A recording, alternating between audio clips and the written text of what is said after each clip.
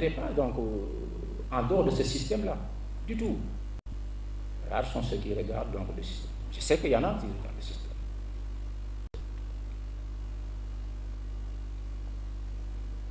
Parce qu'il y a, je pense que pas mal de clubs qui ont eu à transférer donc, des joueurs.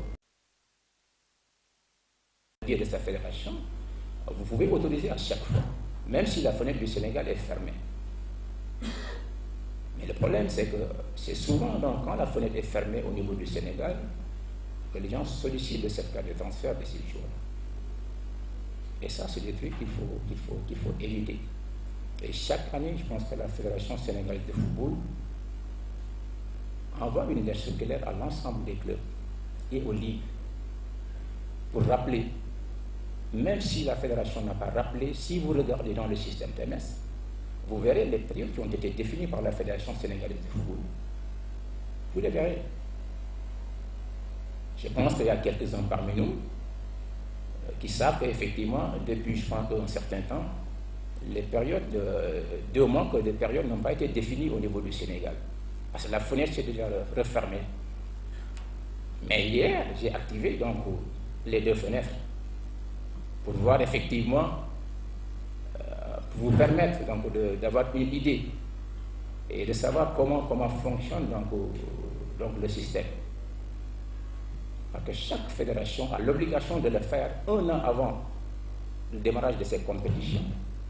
1 an. Mais il y a des pays, malheureusement, donc, qui ne respectent pas. Mais si vous ne respectez pas cette période, en tout cas, pour ce qui est des transferts, vous ne pouvez pas transférer des joueurs. Les joueurs, on les transfère durant ces fenêtres-là. La première période ne doit pas dépasser 12 semaines et la seconde période ne doit pas dépasser 4 semaines. Et la première période, normalement, doit se situer au début donc, de la saison et la deuxième période, peut-être en mi-saison en général.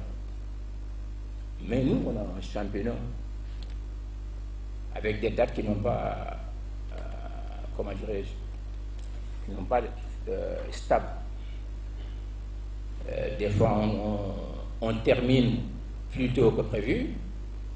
Parfois, on termine plus tard. Parce qu'il y a beaucoup de considérations sur tout. Alors que donc, la gestion pratiquement de ces transferts n'attend pas. Donc, il est bon à chaque fois pratiquement d'y veiller. On n'a pas besoin d'appeler Alpha pour demander des informations. Est-ce que je peux transférer ou est-ce que je ne peux pas transférer un jour? Vous avez toutes les informations en ligne. Vous les avez. Il suffit tout simplement d'entrer dans le système et de faire le nécessaire. Donc, je vous en prends. C'est pas moi qui va vous apprendre ça. Vous le savez mieux que moi. D'autre part, j'ai vu qu'effectivement, en dehors des clubs professionnels, il y a des responsables des clubs amateurs ici présents, et qui sont dans le système.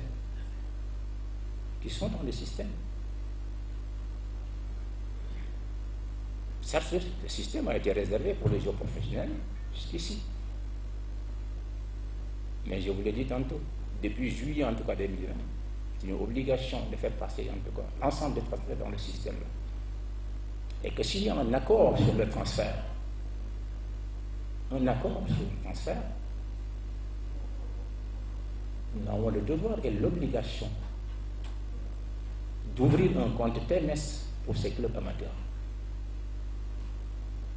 Mais s'il n'y a pas un accord, il n'y a pas besoin d'intervenir dans ce système. Le travail se fera donc au niveau de l'administration fédérale.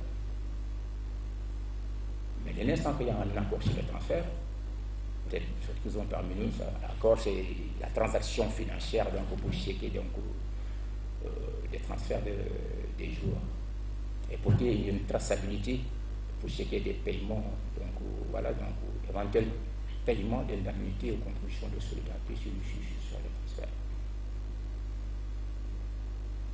Et donc ils sont nombreux. Et tout au début, donc, ils ne sont pas les seuls. C'est qu'entre 2009, 2010, 2011, la FIFA avait demandé de former le maximum possible de clubs. Et nous n'avons profiter pour le faire. Maintenant, ça va nous faciliter notre travail. Une fois que ces clubs amateurs-là accèdent en Ligue Pro, en ce moment, ils n'ont pas besoin pratiquement de l'ouverture d'un compte. Ils ont déjà un compte. Mais ce compte-là, pratiquement, il faut regarder, il faut y veiller, il faut y surveiller. Malheureusement, ce n'est pas le cas, en tout cas pour quelques clubs. Donc, je pense que aussi saluer en tout cas la vigilance de certains responsables TMS, le pas les nommer, donc le président Chilido, Mali qui a été responsable TMS, et je pense que lui, il a fait une reconversion, en quelque sorte, là, si on l'appelle ainsi. Donc, je pense que donc, il faut falloir l'encourager, c'est tout à fait normal. C'est quelqu'un qui connaît bien, en tout cas, le système. Et j'ai vu le travail qu'il est en train de mener. Et je pense que si vous avez des difficultés sur ce plan, vous pouvez recourir donc à cette expérience pour permettre en tout cas de finaliser. Et je pense que nous devons pouvoir faire et continuer ce travail-là, même à notre insu. Ceci étant dit, le rôle donc, au sein donc, du système TMS, donc, je pense que vous le savez tous, pour ce qui est donc du rôle aussi des associations nationales, donc, vous le savez, et ensuite pour ce qui est aussi le TMS, Domestic Transfer Matching System, peut-être que rares sont ceux qui connaissent ce système, et pourtant donc c'est un système qui est là, mais qu'on n'a pas encore appliqué. DTMS, Domestic Transfer Matching System. C'est les choses, donc il y a une évolution énorme au niveau de la FIFA. La FIFA fonctionne donc 100 à l'heure. Malheureusement, nous, on est là. On est là.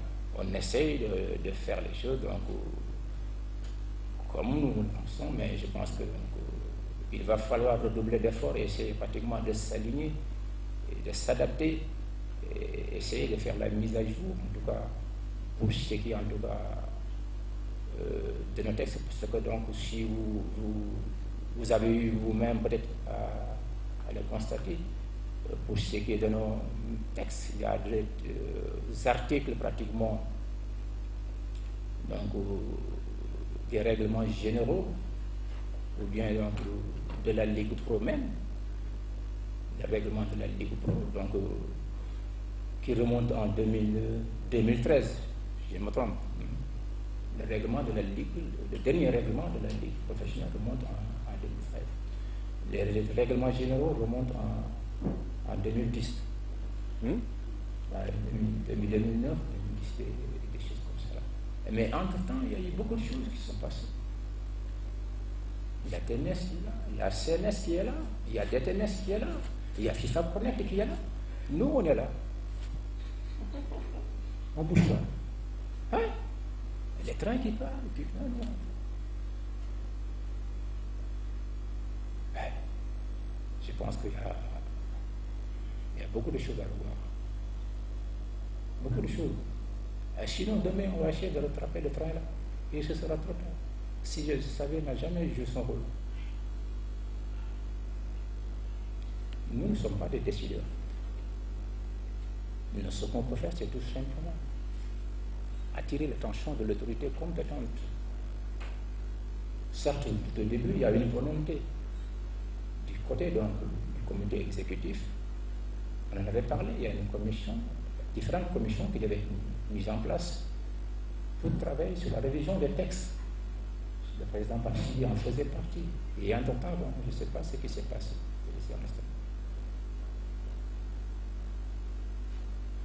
Les dispositions réglementaires que vous voyez ici ne sont presque pas en phase avec les dispositions réglementaires de la FIFA. Alors que c'est notre devoir, l'obligation de faire ce travail. Et je pense que d'ici là, les gens vont s'en rendre compte. Parce qu'on est en train de parler maintenant du passeport électronique au niveau de la FIFA. Jusqu'ici, c'était le passeport, donc, comment dire, le passeport physique, voilà, merci, le passeport physique, mais jusqu'ici, mais entre-temps, la FIFA est en train de travailler pour mettre en place donc, un système de compensation à partir du passeport donc, électronique. C'est pour cette raison que la FIFA a demandé à toutes les associations nationales affiliées, parce que nous parlons de football organisé, régi par des textes, lois et règlements édictés par le comité exécutif de la FIFA. C'est un football organisé. Il y a eu donc au FIFA Connect, qui permet à un jour d'avoir un ID, un numéro d'identification. Vous avez eu à l'instant. Les clubs ont des ID, numéro d'identification. Les joueurs, même si, après sa carrière, si c'est un contractif, il va conserver ce même numéro. Il peut devenir un intermédiaire ou je ne sais pas.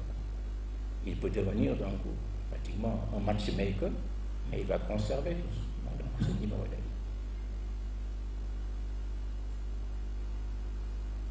Et ça, c'est un travail très important.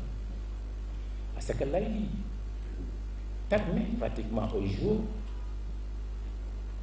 de prendre part à une compétition. Un joueur qui n'a pas d'ID, numéro d'identification, est inéligible. C'est ce que dit la FIFA.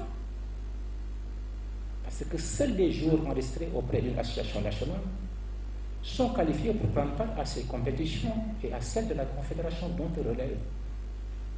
Et les joueurs, on les identifie à partir de ces numéros.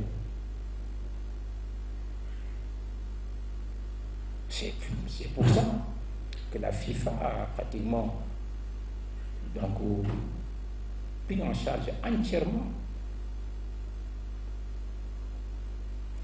les frais, parce que tout au début, ce n'était pas gratuit. La FIFA Connect n'était pas gratuit. Ils nous ont fait des propositions qui allaient autour de 20 000 dollars. 20 000 dollars au début. Et en temps, ils nous dit qu'effectivement, maintenant pour combattre, ça le système, donc, le système maghrébien, il fallait donc maintenant accepter donc, et voir avec les associations comment faire la gratuité, en tout cas des choses. Raison pour laquelle la FIFA a demandé à chaque association pratiquement de le faire, de s'inscrire. Et je pense que maintenant, aujourd'hui, toutes les associations nationales affiliées sont dans FIFA Connect. FIFA Connect. Le jour, ce n'est pas parce que donc, il est de nationalité sénégalaise, il a une licence, ou bien il a un passeport établi par l'autorité compétente, qu'il peut prendre part à une compétition nationale ou bien à une compétition.